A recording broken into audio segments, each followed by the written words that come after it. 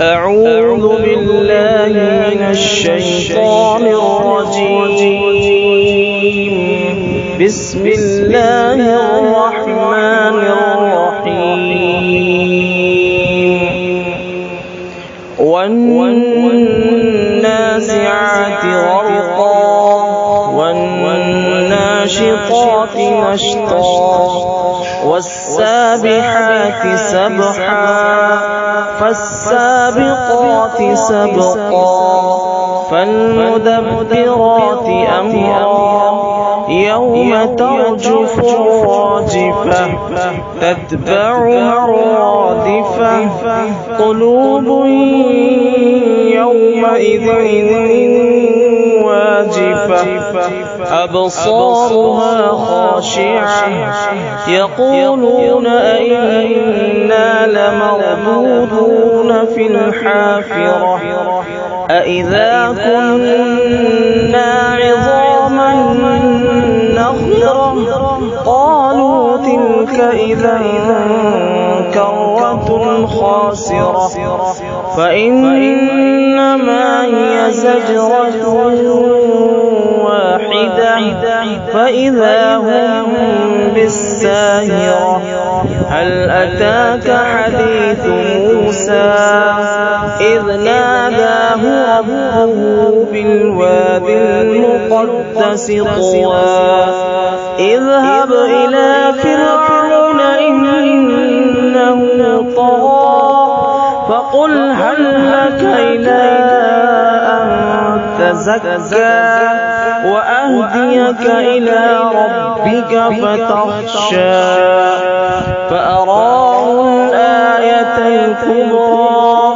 فكذب وعصى ثم أدبر يسعى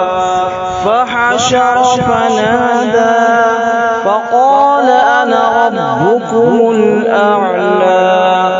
فأخذه الله نكال الآخرة والأولى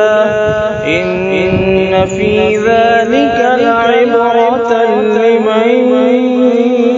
يخشى أأنتم أشد خلقا أم السماء بناها رفع سمكها فسواها وأغطش ليلها وأخرج ضحاها والأرض بعد ذلك دحاها أخرج منها ماءها ومرعاها والجبال أرساها متاعا لكم ولأنعامكم فإذا جاءت الطامة الكبرى يوم يتذكر الإنسان ما سعى وبرزت الجحيم لمن يرى فأما من طغى وآثر الحياة الدنيا فإن الجحيم هي المأوى وأما من خاف مقام ربه ونهى النفس عن الهوى فإن الجنة هي المأوى يسألونك عن الساعة أيان مرساها